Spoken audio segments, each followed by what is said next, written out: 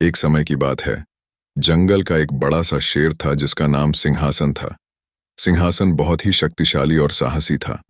वह अपने जंगल का राजा माना जाता था और सभी जानवर उसे अपने नेता के रूप में मानते थे। एक दिन जंगल में अचानक एक बड़ा समस्या उत्पन्न हुई। एक बड़ा राक्षस जंगल में आया और सभी जानवरों को बहुत ही परेशान कर रहा था। राक्षस को देखकर सभी जानवर डर से कांप रहे थे, क्योंकि वह बहुत ही भयानक और शक्तिशाली था। सिंहासन ने जल्दी से जंगल के सभी जानवरों को एकत्र किया और कहा, हमें इस राक्षस से निपटना होगा। हमें उससे डरने की जरूरत नहीं है।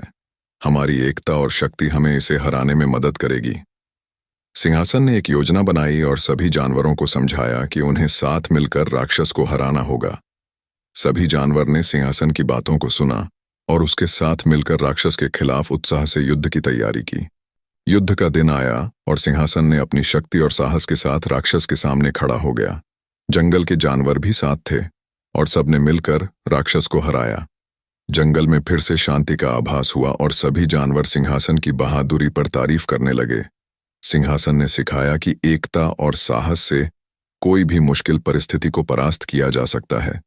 जंगल के राजा के रूप में सिंहासन ने अपने जंगल को सुरक्षित रखा और सभी जानवरों को मिलकर खुशियां मनाने का मौका दिया।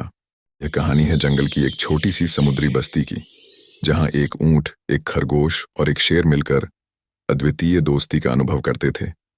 एक दिन सभी तीनों मिलकर एक साथ समुद्र की ओर बढ़े। ऊंट नामक दोस्त को देखकर खरगोश ने पूछा, तुम हमेशा इतने सुस्त क्यों रहते हो ऊंट भैया? ऊंट मुस्कुराए और बोले, बिल्कुल खरगोश भैया, मैं तो सारा दिन आराम से बिताना पसंद करता हूं। खरगोश ने हंसते हुए कहा, लेकिन दोस्त, जीवन में कुछ करने के लिए हमें मेहनत भी करनी पड़ती है। तब एक बूंदराज शेर ने उनसे मिलकर कहा, तुम दोनों सही कह रहे हो, जीवन में मेहनत का महत्व है। फिर तीनों ने मिलकर एक योजना बनाई कि वे समुद्र के किनारे पर एक साथ खेती करेंगे। ऊंट ने अपनी मेहनत से बड़ी ऊंटों की जमीन को खेत में बदला, खरगोश ने छोटे पौधों को सुरक्षित रखा और शेर ने अपनी शक्ति का उपयोग करके बड़े पेड़ों को उगाने में मदद की। धीरे धीरे उनकी मेहनत फल देने लगी। समुद्र के किनारे पर एक हरित खेत बना जो सभी जीवों के लिए सुरक्षित और सुखद बन गया।